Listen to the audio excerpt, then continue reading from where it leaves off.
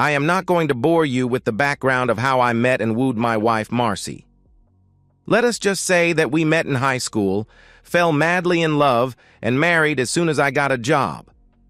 We have been married for 18 years and have a 17-year-old daughter, Jessica. You do the math. 2 years later, we were blessed with twin sons, Brian and Baxter. Life was good and I had no complaints, but I was the only one. It appeared that Marcy had not been happy for some time now. Today, I was lucky enough to learn about it all. I was employed by a small manufacturing company as their one and only electronics data processing manager. I worked my way into that position over a 10-year period. I had bigger plans, however, and every evening and most weekends I was struggling with my best friend, Elton, in developing a computer server system that would provide instant linking over long distances. Although the software development seemed to outstrip our hardware efforts, Elton and I were still able to come up with a tight little system that we were almost ready to bring forth. Unfortunately, we were not working fast enough to save my marriage. Today was the day that Marcy decided to give me the bad news. John, it is pretty simple. The only thing I am asking for is $500 a month for child support. You get to keep the house, the furniture, and everything else. She had been explaining things to me for the past 15 minutes, and I was, of course, not listening to most of it. I don't want to interrupt, but $500 seems a little low for 3 kids. Marcy let out an exasperated sigh. John, it is only for Jessica, and only until she is 18. I am trying my best to be fair, and I think $500 is reasonable. What about the boys? Aren't you taking them also? Of course I am, but you don't have to pay child support for them because you are not their father. I am really surprised that you didn't figure that out years ago. I guess that shows how really dense I was. No, I didn't figure it out. It never even crossed my mind that the boys might not be mine.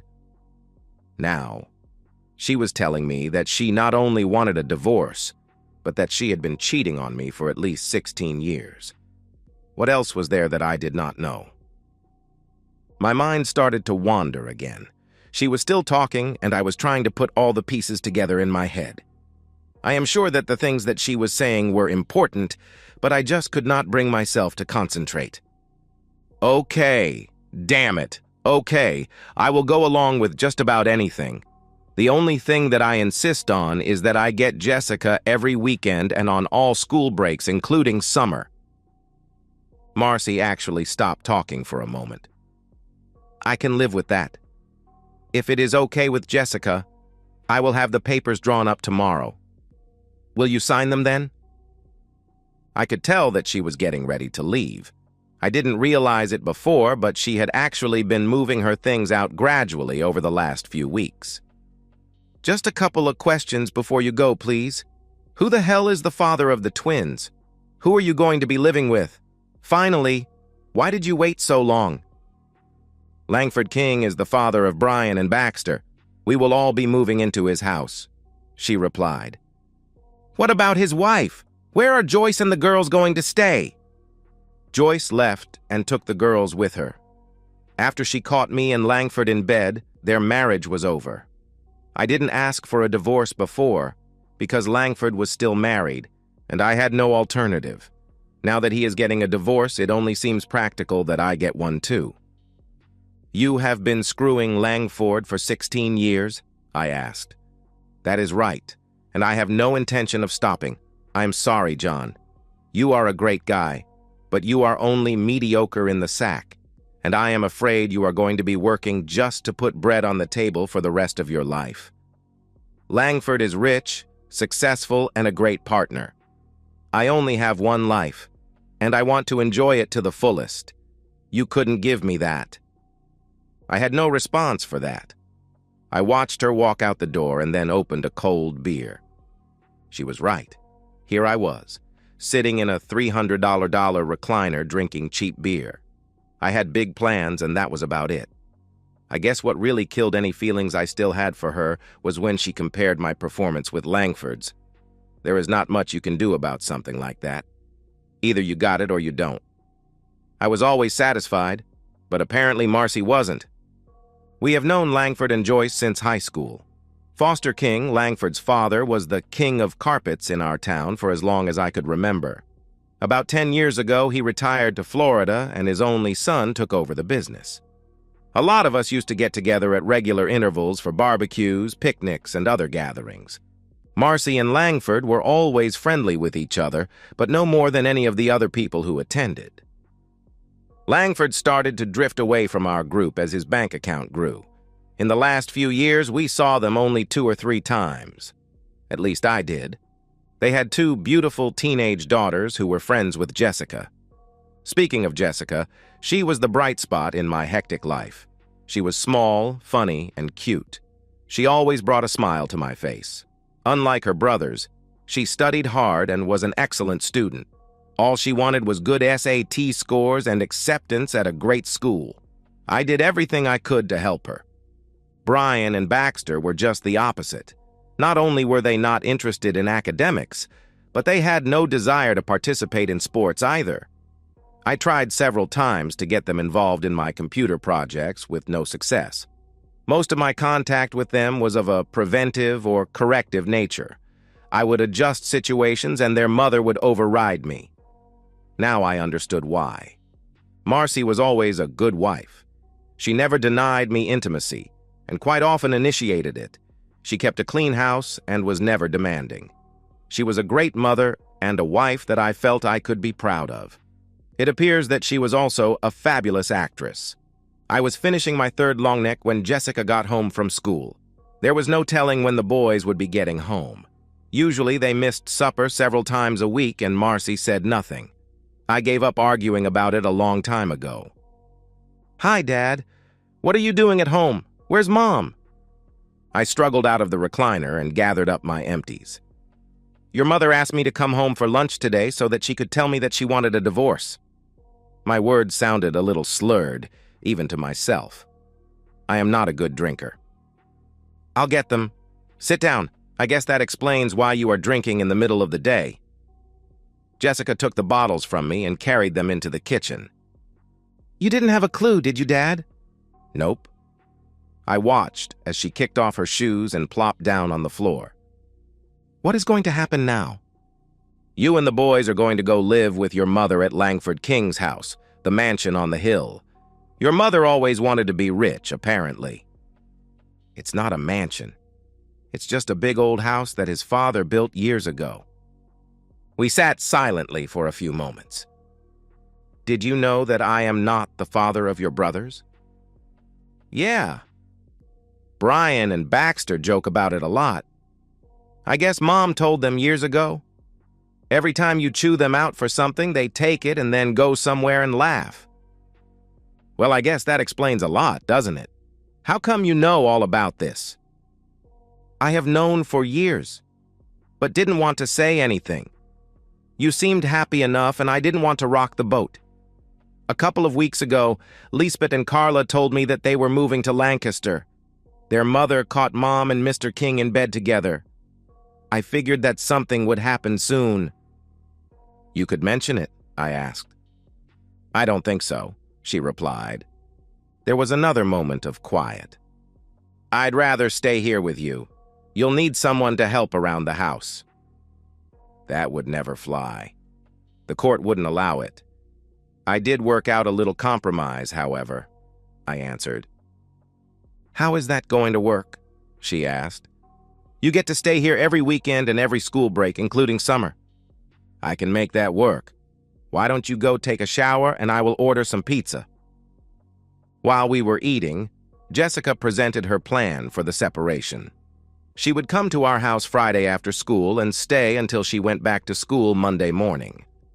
I thought it was better than anything I had imagined.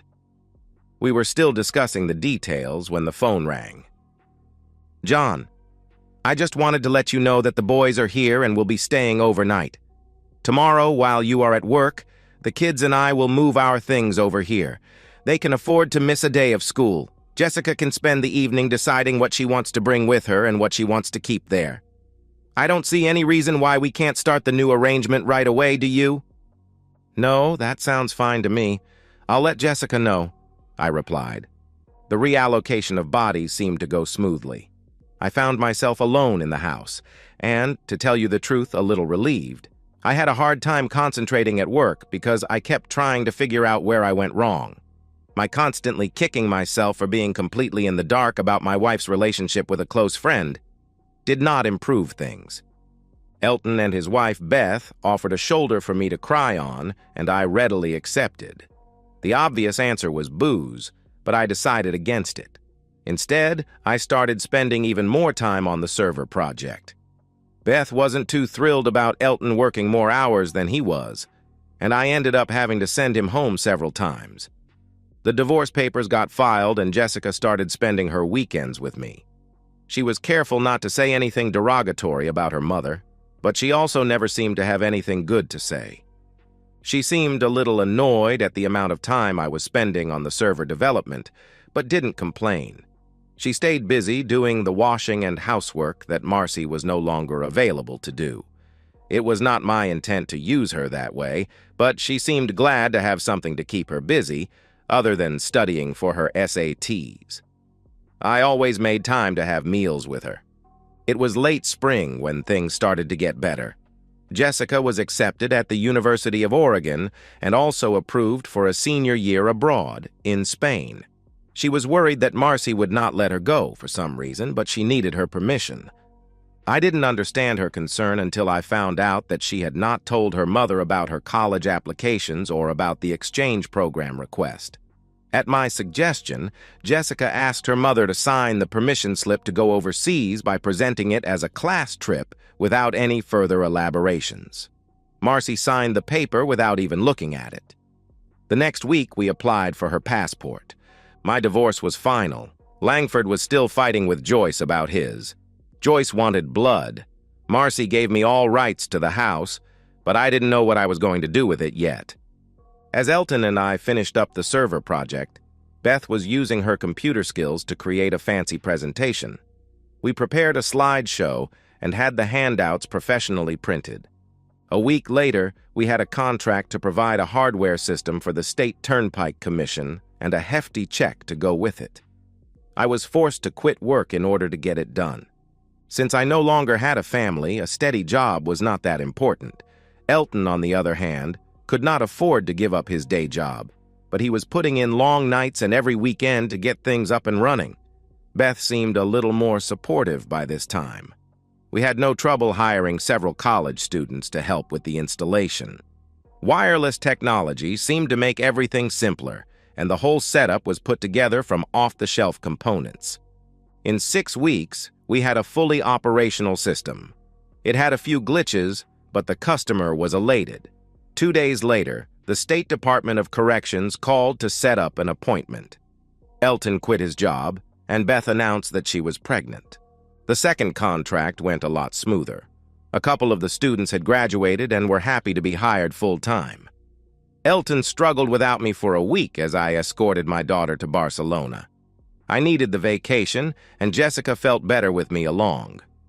Marcy was furious when she found out about the trip, and also when I stopped sending her the support checks. I could easily afford to pay them, but I felt like pissing her off. All I had to do was hold on for 5 more months until Jessica was 18. We were getting inquiries faster than we could respond to them. I became the full-time contact man and was traveling constantly. Elton took care of things at home for the most part. We had to rent a small office that Beth quickly took charge of. She was happy that I was doing most of the traveling.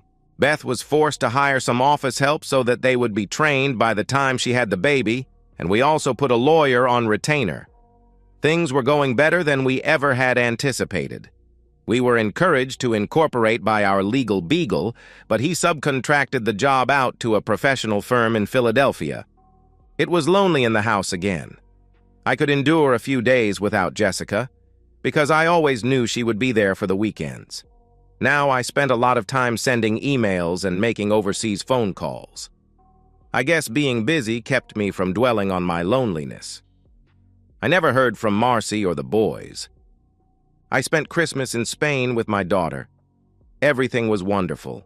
In 4 months, Jessica would be coming home and then on to Oregon for college. It was easy to get a ritual going when I wasn't traveling. Every morning I would have the same breakfast at the same seat in the same diner. It only took a few weeks until I became a fixture. When I wasn't thinking about the project, I spent a lot of time dwelling on what went wrong with my marriage. The more I thought about it, the more bitter I became. I needed closure and I needed some sort of satisfaction. My wife had humiliated me for 15 years. How could I possibly let that slide? A small item on the third page of the morning paper gave me some hope. Philip Hughes was suing King Carpets for improper termination. It seemed that Philip had been the general manager at King Carpet for over 10 years. He had worked for Foster King before he retired and stayed on. Apparently, Foster King was an honorable man and ran a straight business. Langford did things a little differently. Philip refused to accept the shoddy workmanship and inferior products that Langford was leaning toward. When he complained, Langford fired him. It was a weak lawsuit and he had only a small chance of winning. I decided that I wanted to meet Mr. Hughes. My bank account was larger than it had ever been. Jessica was settled in at college, and I had already paid for the first year. Things were starting to look good. I had not heard from Marcy in several months. She had no idea how well the new business was going, or even knew that it existed. It only took me 10 minutes to convince Philip Hughes to drop the lawsuit against Langford King. He had wanted to open his own carpet business for several years, but he did not have the money or the backing. Elton was more than willing to put up half of the money. He and Beth both thought it would be a good investment. Other than King Carpets, the only competition would be the two big home improvement stores in the area. Philip was confident that with the right customer service and prices, he could hold his own against them. Elton and I both liked Hughes and allowed him to proceed on his own, with our financial blessings. In 6 months, Empire Carpet was fully operational and making money. During the same time frame, Elton and I had expanded into our 6th state. Our server system proved to be a perfect fit for most government operations with numerous locations. We never had to advertise. The business grew by itself, and in a short period of time, we were completely overwhelmed. It was hard to tell if we were extremely happy or extremely frustrated. The nicest aspect about the whole thing was the monthly checks that just kept coming and coming. Brian and Baxter had been arrested for selling drugs. Most of the dealings were at their high school. It took our lawyer over half a day to convince the authorities that I was no longer responsible for their actions. By the end of the day, papers were filed relieving me of all parental responsibilities for both of them. I got a call later that evening from Marcy reprimanding me for my actions. I hung up on her and turned off my cell phone.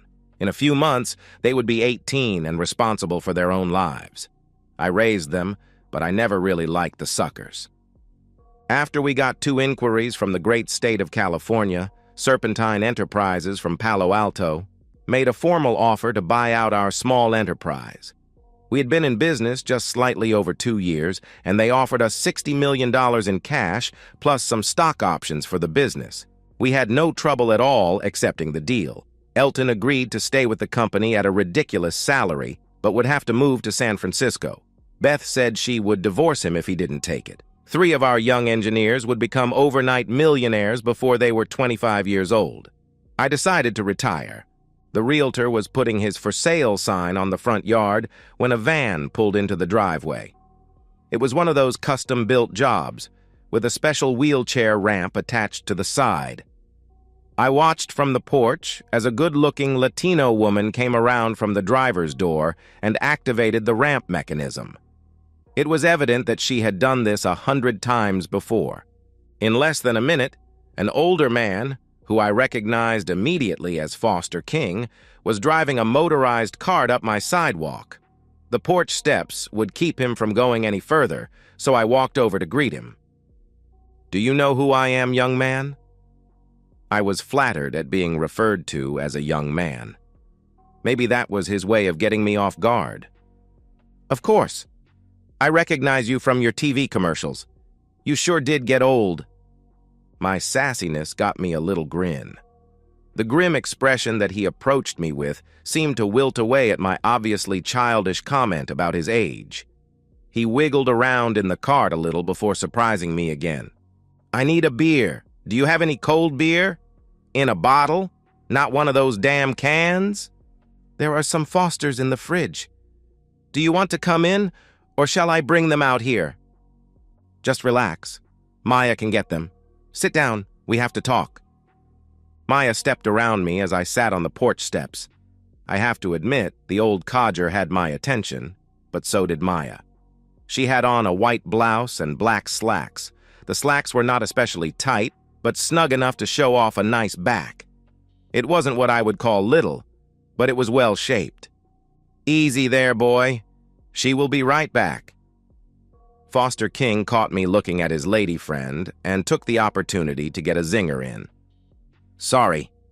No offense intended, but she is quite attractive." "Why the hell do you think I hired her?" "I hope it was to seduce me," I replied. "In your dreams, young man. She is more woman than you could handle." We were both laughing when Maya returned with the long necks. She gave us both a funny look when we suddenly stopped. "You didn't come here to drink my beer, Mr. King. What can I do for you?" Maya was half sitting and half standing with one leg on the porch railing. He caught me looking again and snickered. "You are causing me many problems, Mr. Terrell. A good percentage of my retirement income comes from the profits that are generated by my business. That income has been steadily going down lately, and I have discovered that you might just be the cause of it. I would like to give you a chance to explain yourself before I have you killed." "Now, Foster, please behave. You promised me that you wouldn't be pulling any of that crap. Apologize to Mr. Terrell." It was the first that Maya had spoken since they arrived. I was expecting an accent of some sort, but she spoke perfect English. Damn it, she won't let me have any fun. Foster finished what was left in the bottle with one final swig. "Sorry, John. I was just trying to get your attention. I promise not to have you whacked." He said that last part with a fake Italian accent, and then gave me a small smile. "Who did you talk to before coming to see me?" "Last night, I had supper with my son, and that sleazy broad he is sleeping with. He claims that you caused all the problems. It was hard to get any facts out of him because he just kept running on about you trying to get revenge for something. I finally got fed up with him and left early. Never even got to see my granddaughters. I was hoping you could give me some facts instead of bullshit." Before I could say anything, Maya got off the rail and whispered something into Foster's ear. "Oh, shit." He smacked his hand against the arm of the cart. "That explains everything. Why the hell didn't you tell me that last night, Maya? Sometimes I wonder what I pay you for." "You pay me because I am the only one who will put up with you." "Mr. Terrell, I didn't realize that the woman staying with my son was your ex-wife. I apologize for referring to her as sleazy. To be honest, I don't understand why you would be upset at my son for taking her. Seems to me that you would be thanking him." "I take it that you didn't like her," I replied. "Not particularly. She got a little huffy when I asked Langford where my granddaughters were." "Joyce and the girls are staying with her parents in Lancaster," I replied. "You know Joyce." "Very well. I consider her a good friend. Can't say the same for your son." "Well, all this is very interesting, but I still need to get down to the business I came for.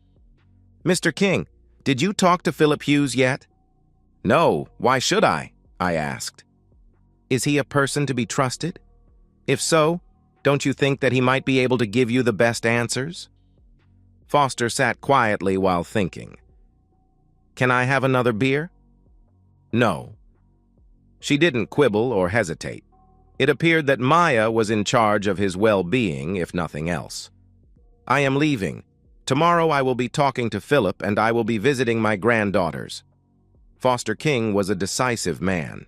He had the cart motoring towards the driveway before Maya could get up. She smiled at me as she rushed to catch up. I was hoping to see her again. All of a sudden, I was thinking about how long it had been since I had intimacy. Maya was as efficient at getting Foster into the van as she had been getting him out. Before the door closed, he looked at me. "Don't leave town, John Terrell," We still have business. I found the visit to be enlightening. After killing another beer, I had a long, cold shower. I think Maya had gotten to me. She was probably married or hooked up with some young hunk, but I could still daydream. That evening, I had a surprise visit from my ex-wife. "John, what the hell are you doing? Langford said that you are behind this Empire carpet fiasco. I told him it was a mistake, but he insists that you are trying to drive him out of business." "Marcy, King Carpet has been a fixture in this town since we were kids. I don't know a damn thing about the carpet business, so what makes you believe that I had anything to do with it?" "Don't play the fool with me, John. I know you better than that. You and Elton own the building that the new store is in, and your names are on all the forms and papers that were required for the startup of the business. Langford has friends who were able to find this out with no problem. Philip Hughes is just a front." "You are right, of course. I never could fool you, could I?" "Well, what are you going to do? Are you going to stop it?" "Hell no. Elton and I have too much money invested in this to just walk away. If you pay attention, I think things might get even worse over the next few days." "What else are you going to do? How can it get any worse than it is?" she asked. "I am not sure. In fact, I could be wrong. Forget that I said anything." Of course, the seed had been planted. There was no way she could forget it now. It was apparent that my wife was disgusted with me. She walked to the door and then turned before leaving. "The way that you treated Brian and Baxter after their arrest was terrible. You raised those boys and you should have shown a hell of a lot more compassion for them than you did. I expected more from you." "I am just curious, Marcy. When did you tell the boys that I was not their father?" "Is that important?" she asked. "I think so," I replied. "About 3 years ago, they accidentally came across me and Langford having coffee at a small shop off Bleecker Street. There was a confrontation and it started to get nasty. I decided that it was a great time to tell them the truth. They actually took it better than I expected." "Okay. Well, that explains a lot." I gave my ex-wife a big smile. "By the way, I am going to see Jessica tomorrow. Do you want me to say hello to you?" "Don't bother. She has made it perfectly clear that I failed as a wife and a mother, as far as she is concerned. I'll take care of my boys, and you can pamper your precious daughter all that you like." She slammed the door as she left. I spent the next week with Jessica. She took as much time away from her studies as she could and showed me all of her favorite places within 100 miles. I was not surprised when she told me that she wanted to stay in the area after graduation. I missed her, but I felt proud that she was doing well. A few surprises were waiting for me when I got home. Foster King had been a busy man. I had no idea why he was confined to that motorized cart, or if he really needed it. Apparently, his money and influence in the area meant a lot. In one quick swoop, Joyce King had a new team of the sharpest lawyers in the state. By the end of the week, she was back in her old home, and Langford and Marcy were in a motel living out of suitcases. I had no idea where the boys were. All I knew for sure was that they had been thrown out of school and were awaiting some type of trial or hearing. I didn't concern myself with it too much. Joyce had sent all of Langford and Marcy's clothes and other belongings to a storage facility. My plans to use Philip Hughes to put the King Carpet Company out of business came to a screeching halt. It appeared that Langford never owned the company.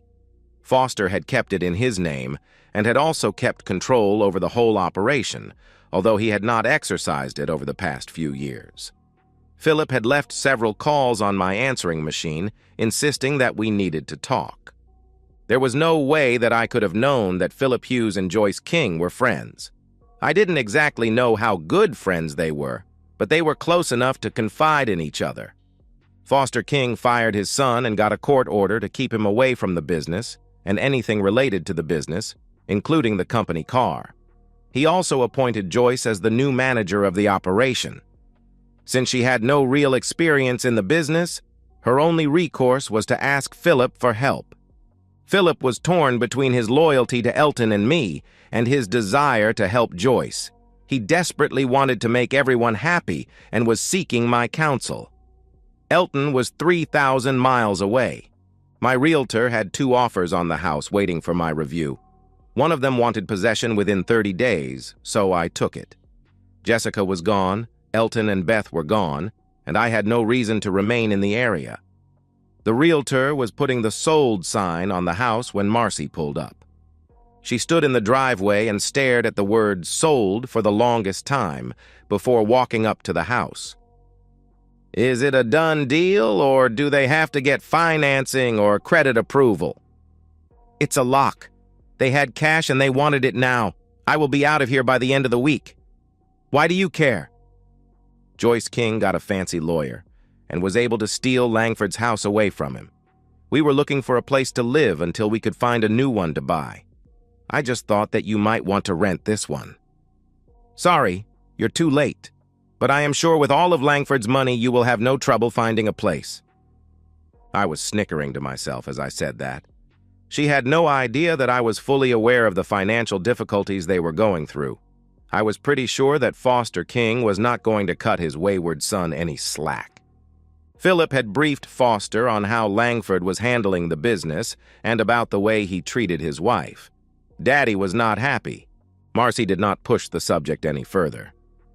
As she left, I noticed the Alamo car rental sticker on the back bumper of the car. Philip Hughes and Joyce King came to see me that evening. I was amazed at how well they got along together. It did not take us long to reach an agreement. Empire Carpets would become Empire Floors and sell only tile and wood flooring. King Carpets would sell only carpets. Philip did not envision any problems in running both operations, but would only do it if Elton and I agreed. He felt that the 2 businesses would complement each other. He also indicated that after a few years, King Carpet might be interested in buying out Empire. I thought that was very clever of him. I noticed that Joyce had an embarrassed smile on her face when he said that. I guess they were closer than I had thought. All of the furniture and things in the house I gave to the Salvation Army. In fact, I also gave them most of my clothes. I was due to get a new wardrobe, and this was a good time to do it. By the time I got done picking and choosing, I could get everything I wanted or needed in my car. I spent a full day closing accounts and making sure that I had no outstanding debts. Somehow, Foster King got a hold of my cell phone number and coerced me into joining him for supper that evening. It would be my last day in town. I was sure that things would go well, and I was actually looking forward to seeing Maya again. Foster King was a proud man and also liked to gloat a little. He gave me a quick rundown of his meetings with Hugues and with Joycey. There was no doubt in his mind that the actions that he took against his son were well-deserved. He thanked me for allowing Hughes to help Joyce. I tried to listen to every word that he said, mainly to be polite, but my eyes kept wandering towards Maya. She wore a gray-green evening dress that made her eyes glow. Her hair and makeup were perfect. Foster noticed the distraction and stopped once in mid-sentence just to make me feel uncomfortable. His laugh gave away his intentions. Maya did not join in the conversation, other than to stop Foster from reordering drinks and not allowing him to order dessert. He faked a little pout and made a half-hearted remark under his breath. Maya excused herself to go to the ladies' room, and it gave Foster an opportunity to confront me. "What are your intentions after your house is sold?" "The house is sold, and I am leaving for San Francisco tomorrow morning to see my friends Elton and Beth. They have a new baby and named her after me." "They named their baby girl John?" "Well, actually, Johnny." "How could I say no?" "Where are you going when you come back?" "I have no idea. I am leaving my car at the airport, which is packed with everything that I own. I guess I will be driving south until something hits my fancy." "I have a better idea. Come and stay with me. My house is way too big for just me, and I hate seeing Maya alone all the time." "Foster, what the hell are you getting at?" I asked. "Maya's husband was killed in a car accident about 3 years ago. She has no friends in West Palm Beach and few opportunities to meet any eligible men. You are the only man that I saw her express any interest in over the last year." "Did she say something?" I asked. "No, but I noticed the way that she looks at you, and she is always interested when I talk about you. I'll tell you what. Come down and stay with us for a month. If nothing comes of it, you can jump in your car and start wandering around again. You have nothing to lose, and I would really enjoy the company." The conversation ended when Maya returned to the table. She smiled at both of us, as if we had just done something bad and was condoning it. I was definitely going to go to West Palm Beach. My visit with Elton and Beth went perfectly. The new owners were able to expand the operation over 20 states and several overseas locations. In a few years, the stock options would probably be worth far more than the actual cash we were paid. Johnny was adorable.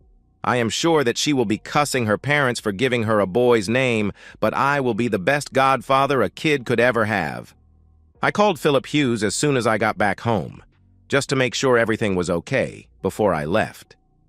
The business was fine, and he gave me a quick update on Langford. It seems that he had a good amount of personal debts that were not covered by the business accounts or assets. The cost of the divorce plus the expense of hiring a lawyer for Brian and Baxter had pretty well done him in. He had no credit, no cash, and no prospects. I felt good for Marcy. 2 days later, I was in West Palm Beach. Foster King must have been richer than I thought, because the waterfront home was magnificent. Every chance the old coot got, he was throwing me and Maya together. He insisted that she show me every restaurant in South Florida.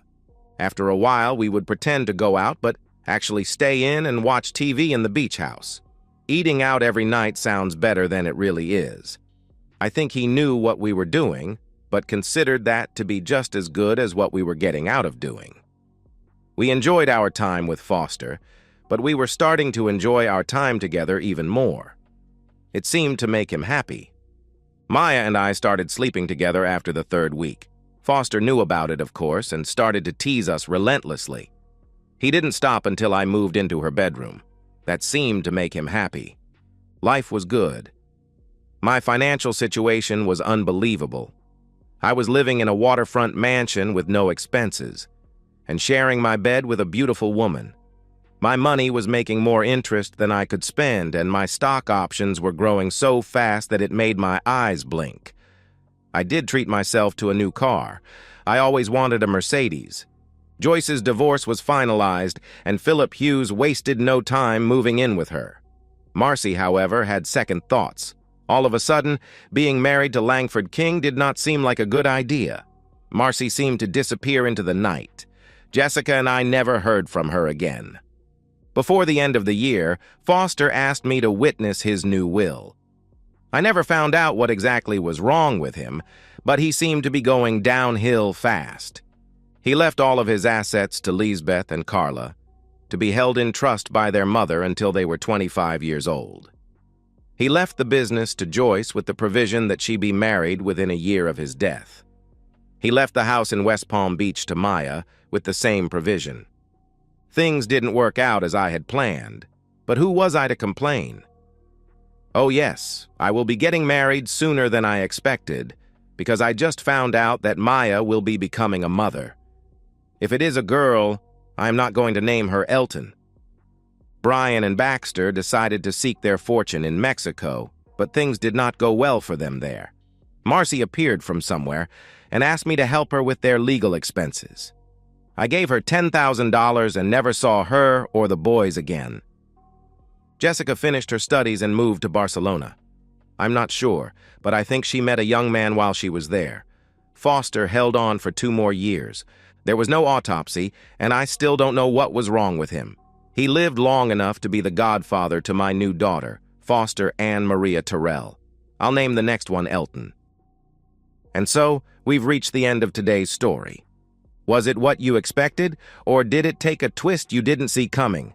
I'm curious to hear your thoughts. Share them in the comments below, and let's get a conversation going. If this story kept you hooked, make sure to hit that like button. And if you're new here or just haven't subscribed yet, now's the perfect time to join our community. I bring you fresh, captivating stories every day, So click that subscribe button and turn on notifications so you never miss out. Thanks for watching, and I'll see you in the next one.